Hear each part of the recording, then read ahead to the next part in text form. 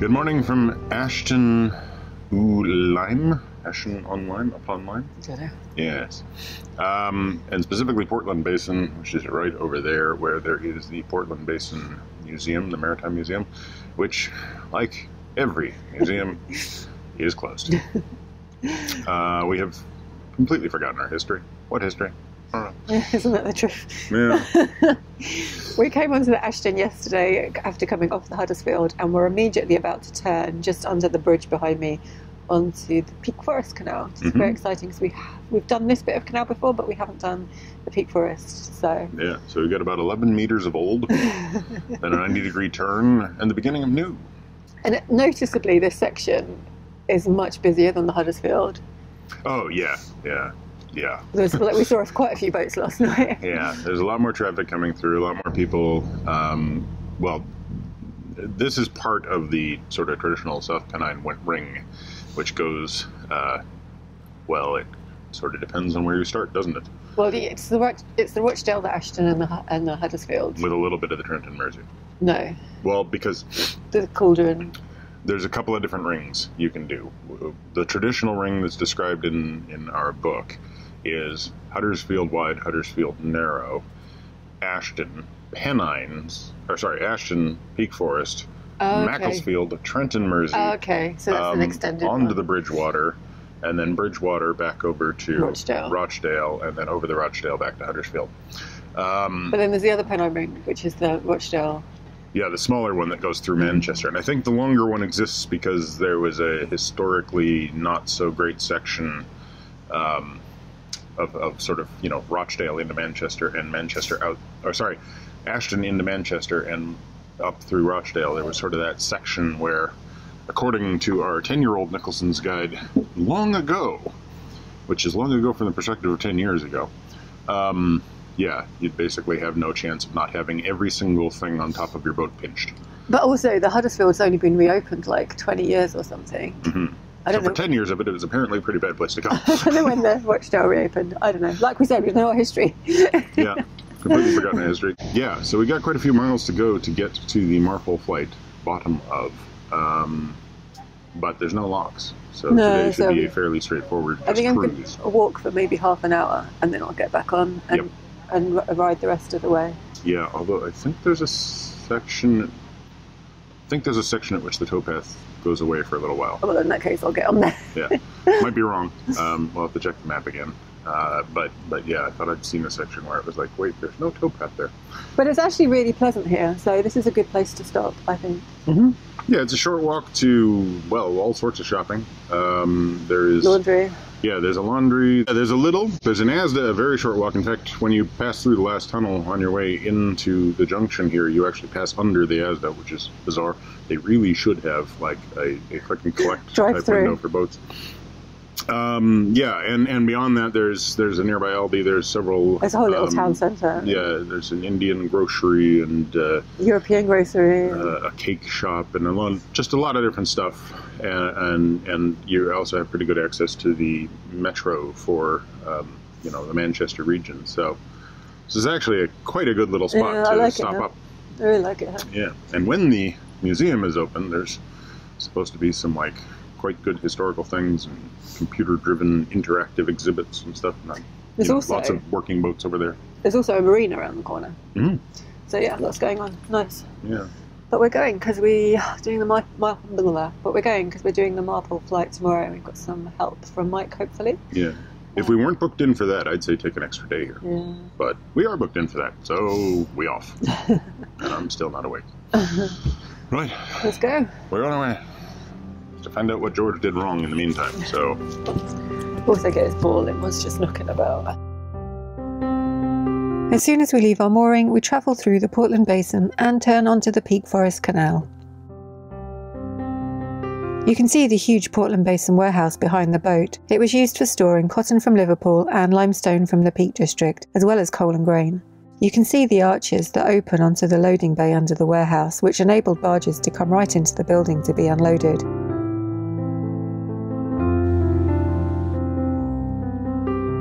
Under the bridge, we find ourselves crossing the River Tame again on this stone aqueduct. Strictly speaking, Duckinfield Aqueduct was a branch of the Ashton Canal. and the Peak Forest Canal officially starts at the south end of the aqueduct. It's always exciting to come onto a new canal, and we've heard so many wonderful things about the Peak Forest. There is the Portland Basin Marina on the other side of the canal. They have a dry dock and all the usual boater services. I believe they also have a couple of day boats for hire if you don't have your own boat and fancy a trip along here.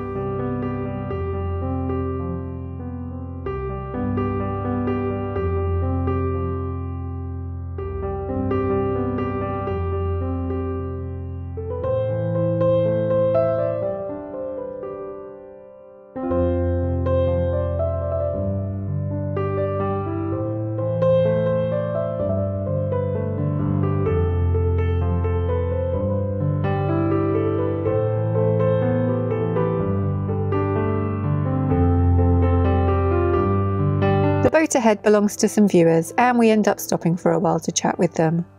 One of the most rewarding things about making these videos is getting to meet some of the lovely people who have watched them, especially as we meet so many of them on boats.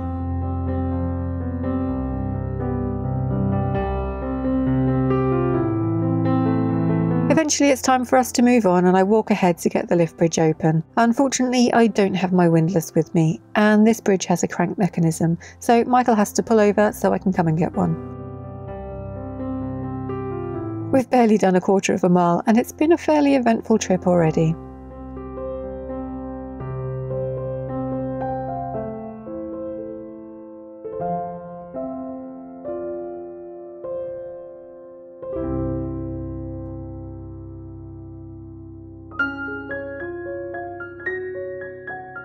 Duncanfield is in Greater Manchester, and beyond this green corridor of trees we're still in a very urban area.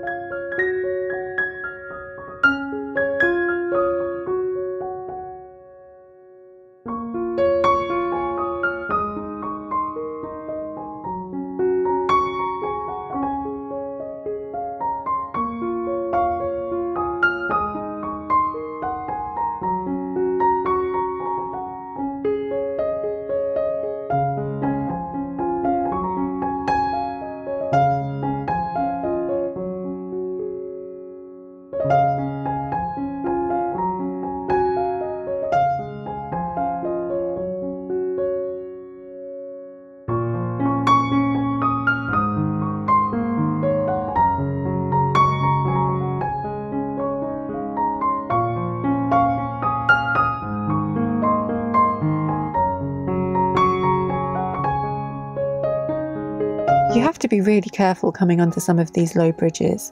Michael's bumped his head on this one. Luckily it was his hat that took the brunt of the force. It could have been a lot worse.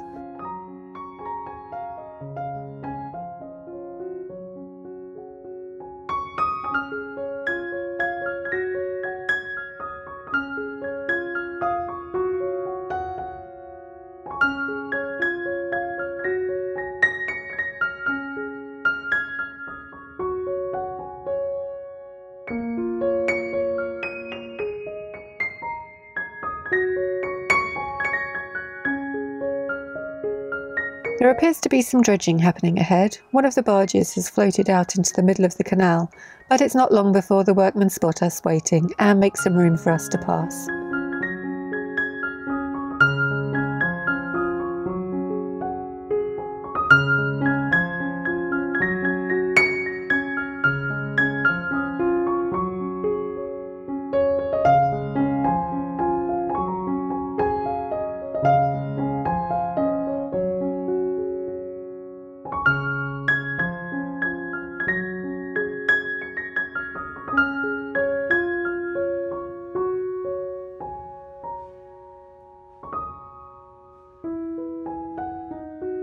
That boat looks very similar to Perseverance, although their paintwork is in far better condition than ours.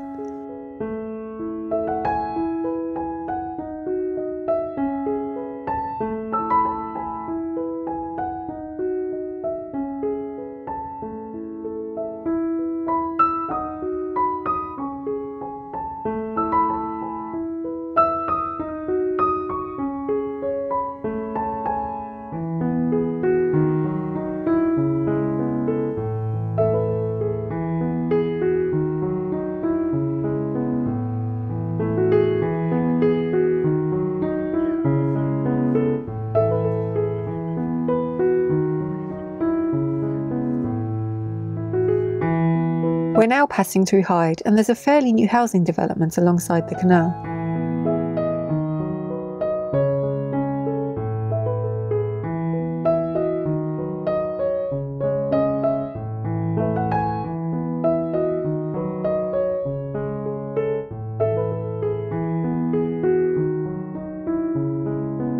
This rather ugly concrete tube is taking us under the M67 motorway.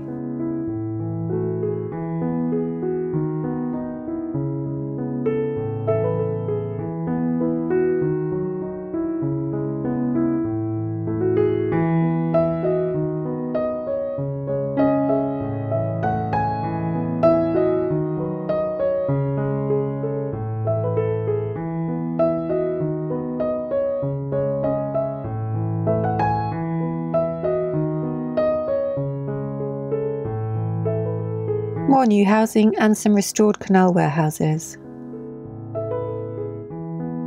Look at this lovely chap out for his daily exercise. Michael, of course, is desperate to moor up and say hello.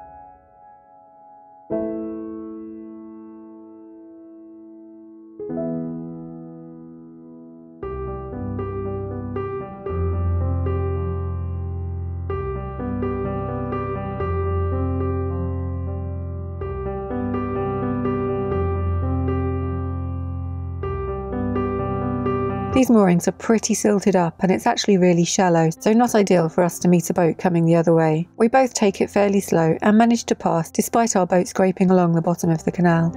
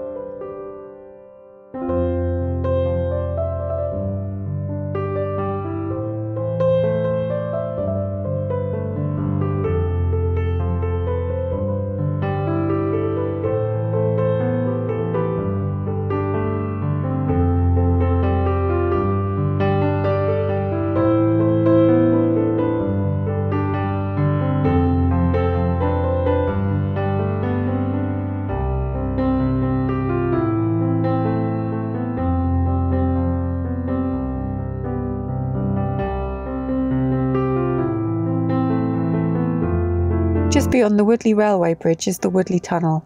Only one boat can use it at a time, but as it's only 160 metres long, you can easily see if there's anything coming the other way. There's also a towpath running through this tunnel.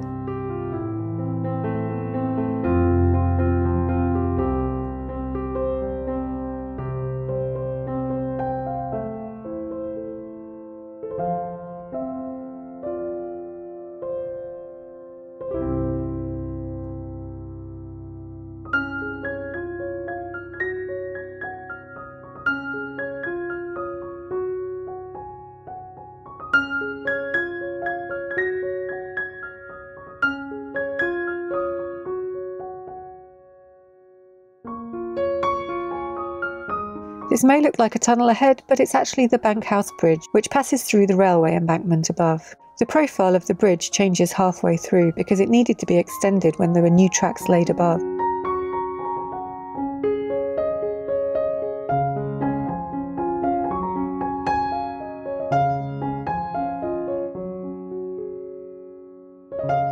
The Peak Forest is a narrow canal and was built to transport Derbyshire limestone into Manchester in the late 1700s.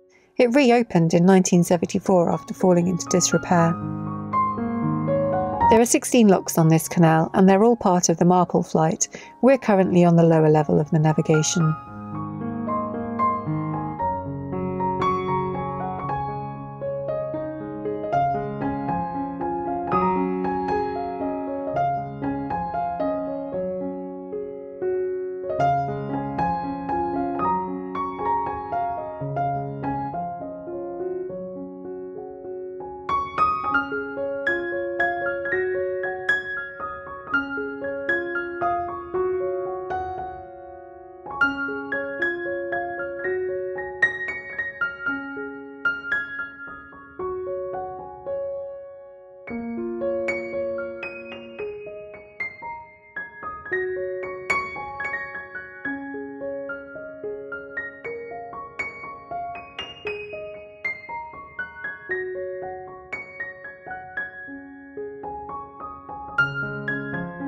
As we round the corner, the Hyde Tunnel comes into view, which means we're getting close to the locks and the end of today's cruise.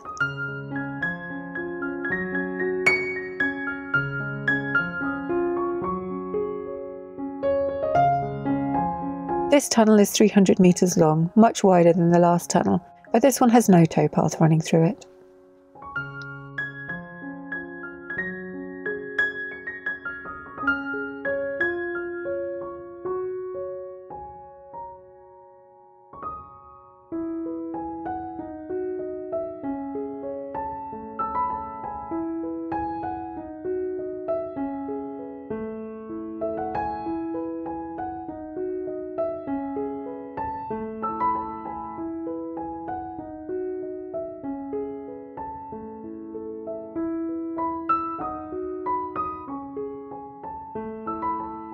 How are you enjoying the Peak Forest Canal?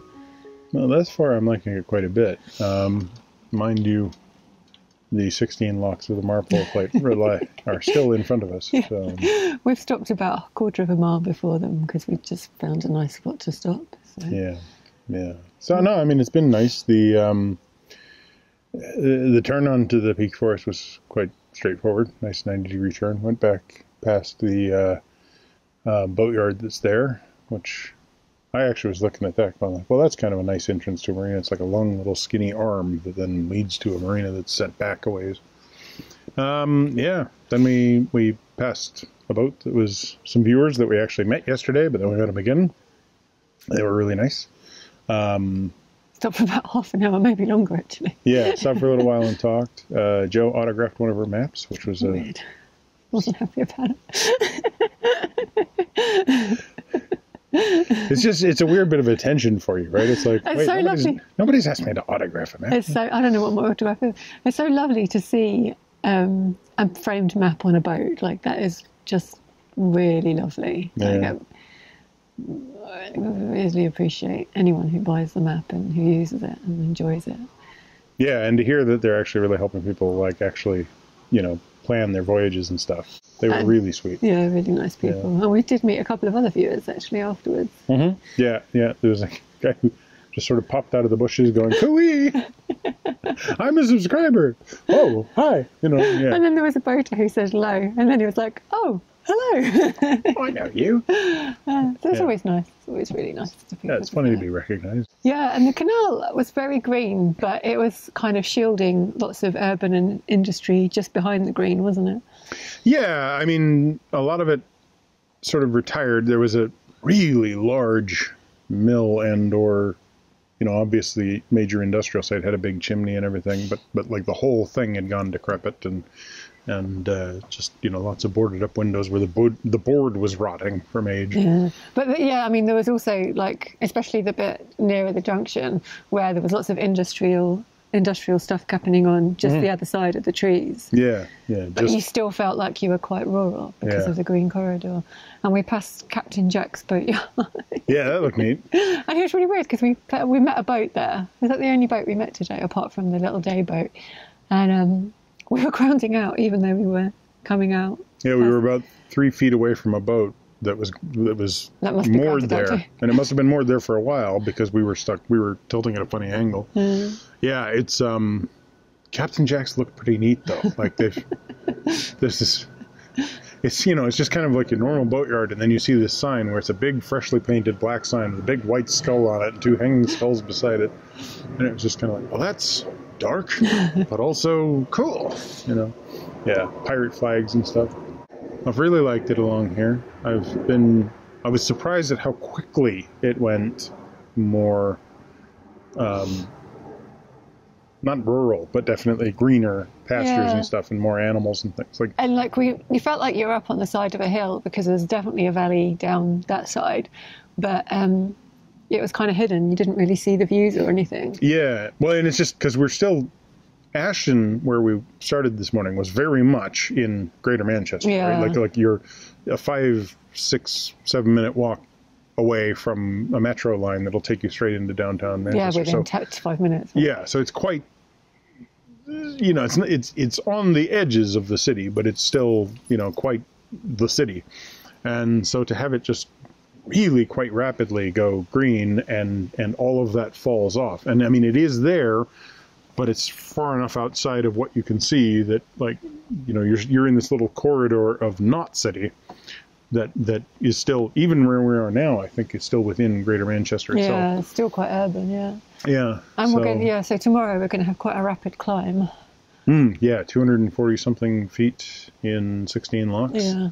So it's, each of the locks is like 13 feet or something. Yeah, they're really deep. Yeah, so it's going to be a substantial run up and over a relatively short distance as well. And I think we still haven't passed the Marple Aqueduct either, right? Oh, I might be on it. Oh no, that's just through that bridge. Yeah, so we've gone through a couple of tunnels, one of which we forgot to turn on a light for. Halfway through, Michael was like, "Oh, we're really close to the edge here.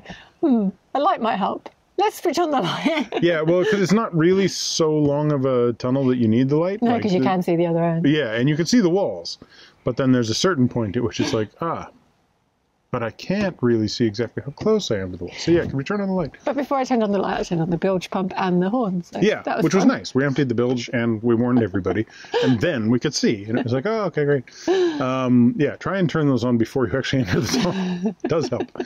But the aqueduct is supposed to be quite nice. Maybe take a little walk up to it because it's supposed to be. We could actually walk and see the locks if we wanted. That's true. Let's do a little family walk. Yeah, let's do that.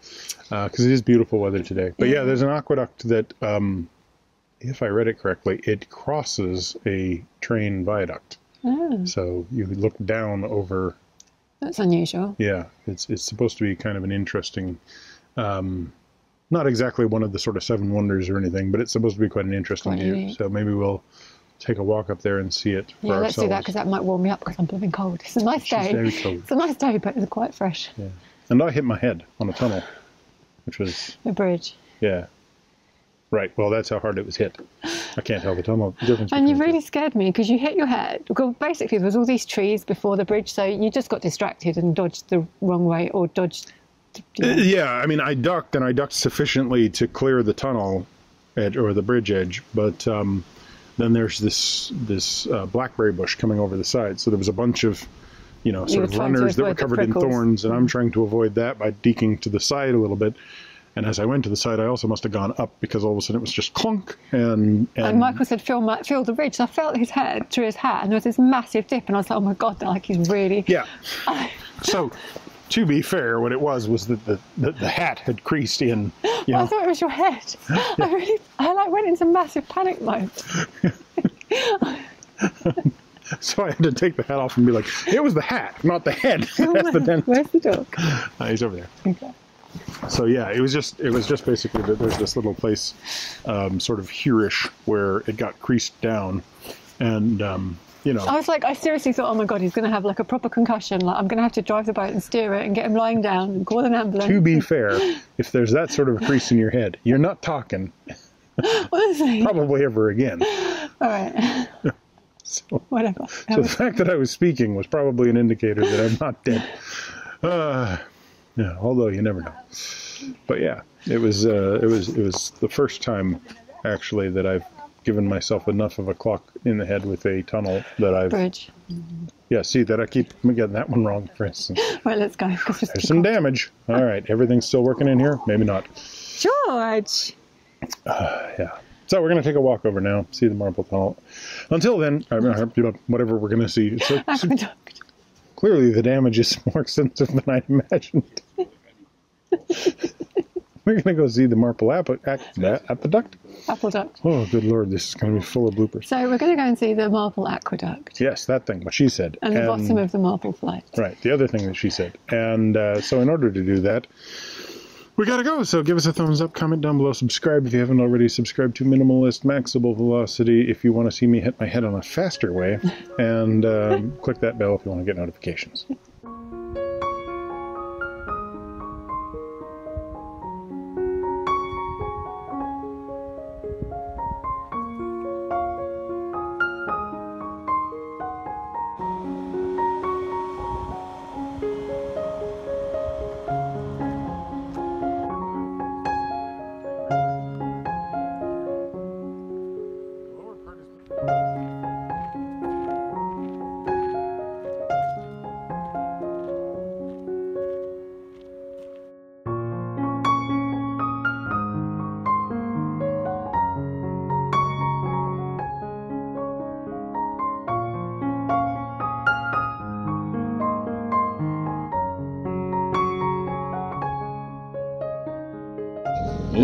Nuts. That's what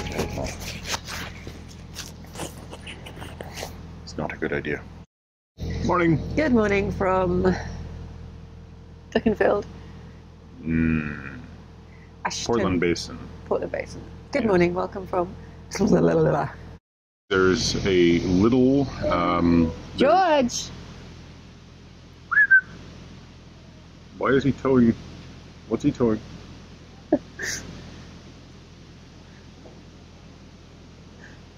That's right. Yeah, okay. You're bad doggy. Should I off me sunglasses? If you want. It's up to you. It's up to you. Currently having a game of caterpillar or poo.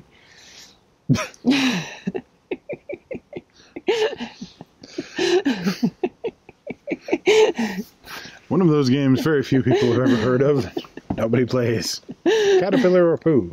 There's a caterpillar. It's definitely a caterpillar. Next from Hasbro. On our boat roof, and Michael thought it was some kind of bird poo, but it's definitely a caterpillar. Yeah. It's like not royalty, but okay, close enough. Hello. Hello.